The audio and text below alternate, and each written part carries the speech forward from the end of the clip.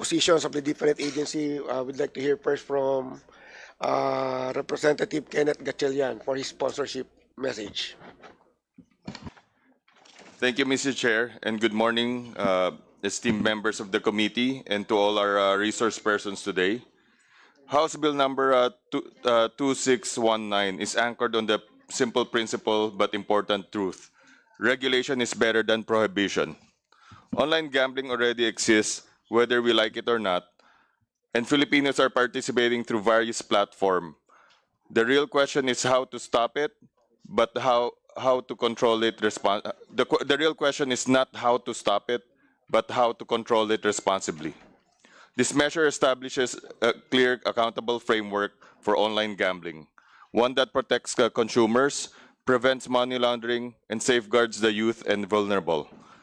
If we prohibit it outright, we drive it underground, unmonitored, untaxed, and unsafe. But through regulation, we can set standards, collect revenues, and enforce safeguards that protect public welfare. Mr. Chair, I beg to differ that this bill promotes gambling. In reality, we aim to promote responsible governance. We have seen this before, once all gambling was banned in the Philippines, yet the ban failed. It only pushed operations underground. Eventually, the government chose a wiser approach, regulation through PAGCOR, turning a once illicit activity into a monitored, taxable, and controllable industry. The same principles applies today. Online gambling is not a new vice. It's simply the digital extension of our existing licensed casino. What we seek is to bring that online activity under the same discipline and oversight that already governs land-based gaming. Around the world, countries like Australia, Singapore, Sweden, United Kingdom, and several US states also shifted from prohibition of remote gambling, interactive gambling, online casinos, online betting to state regulation. Mr. Chair, this bill is not about endorsing gambling. It's about bringing our laws up to date, enabling us to govern what already exists. Thank you, Mr. Chair. Thank you, dear colleagues. Thank you, Kong Gatchalian. Now, for the record,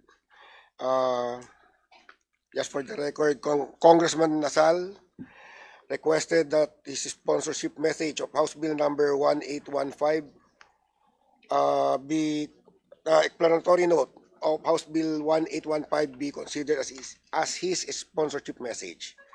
Now we recognize the Honorable Milagros Magsaysay, author of House Bill number 3420, for her sponsorship message.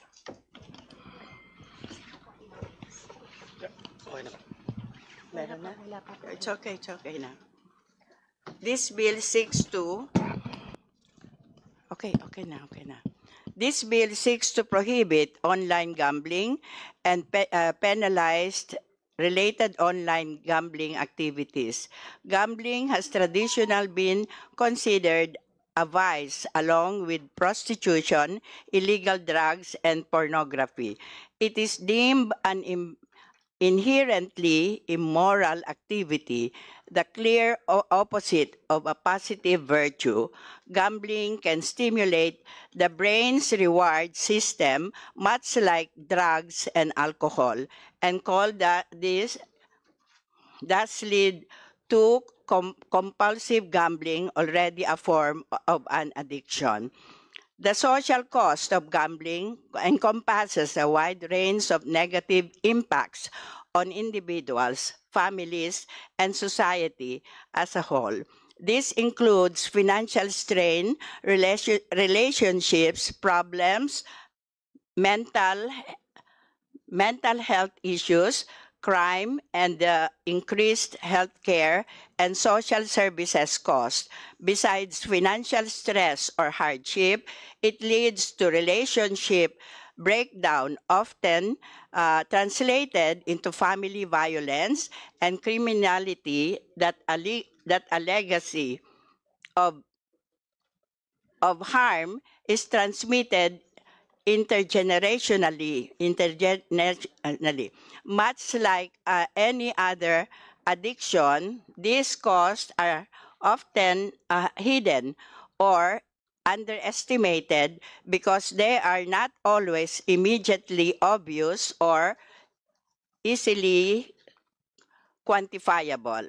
With today's advances in digital technology, banking services and other financial transactions are easily accessible and have become very convenient. Unfortunately, it has also become an effective tool for gambling activities as well. While technological developments are welcome signs of progress, we must be cautious in allowing them to be used and abused for purposes that result in considerable negative impacts in our communities.